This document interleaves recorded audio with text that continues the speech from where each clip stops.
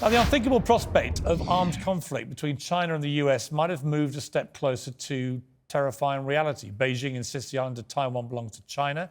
President Xi says reunification must be fulfilled.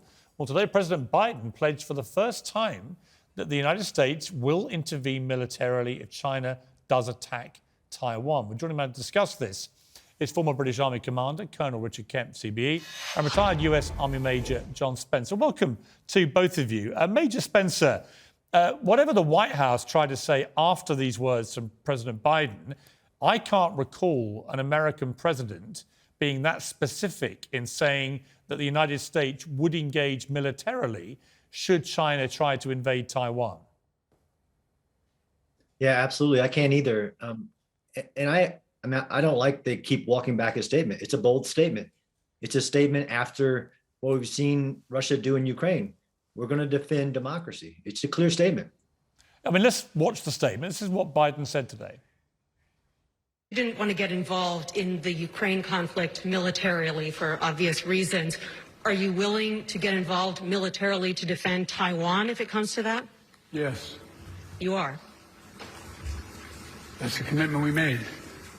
I mean, Colonel Kemp, that was not the commitment that America made. In fact, it's always signed up to the one China policy, and it's always had a sort of ambiguous strategic attitude towards this, where you don't really show your cards.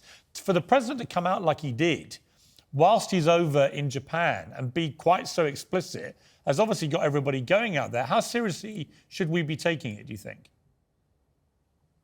Well, I think, of course, times have changed in the last month since Putin invaded Ukraine, and it may be that the US policy over Taiwan is changing, and maybe they want more of a deterrent policy, showing strength and threatening to intervene militarily if China does attack. But of course, for the president to say that, and for it then to be walked back by the White House, undermines any deterrent effect that might have. It just shows confusion, and it really suggests that, you know, it's President Biden's personal view, but not really government policy. So I think it's problematic. We've seen it before. We've seen it frequently with President Biden. Unfortunately, remember at the start of before even Putin invaded Ukraine, we had him saying, "Oh, a minor incursion won't be too much of a problem." You know, that sort of thing, which he tends to say off the cuff.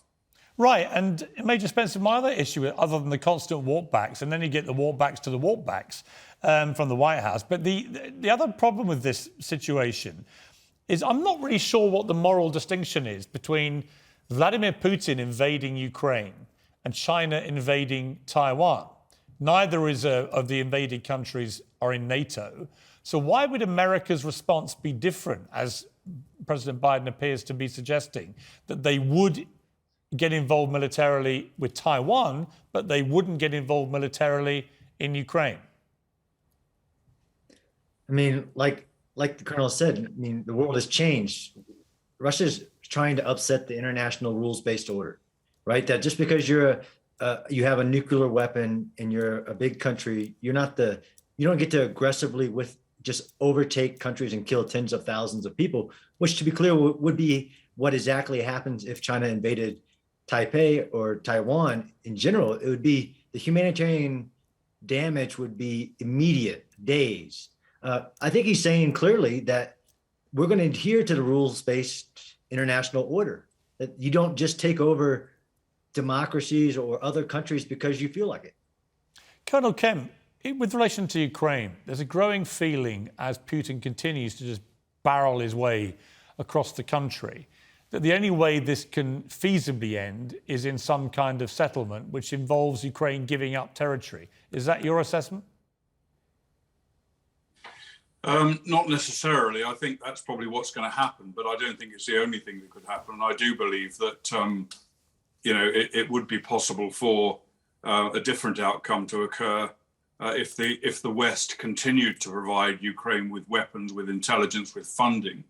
It would be possible maybe to fight to a standstill short of that, and then with the support of the West to try do whatever can be done to get Russia out of Ukraine. Now that might involve military force by the West as well, but I don't think the prospects of that are very high, and I do think that that the weakness that we've shown over Ukraine and that our failure, our refusal to get involved in Ukraine, apart from on the margins, because of our fear of nuclear weapons and making that absolutely explicit, I think that has encouraged and will encourage President Xi to become offensive against Taiwan even more than he is now. And Well, I agree. Once you allow what's nuclear powers to use the weapons as a kind of protective shield against people intervening in any invasions that you carry out, you're basically succumbing to the bully boy strategy. I've got to leave it there. Colonel Kemp, Major Spencer, thank you very much indeed. Very interesting debate.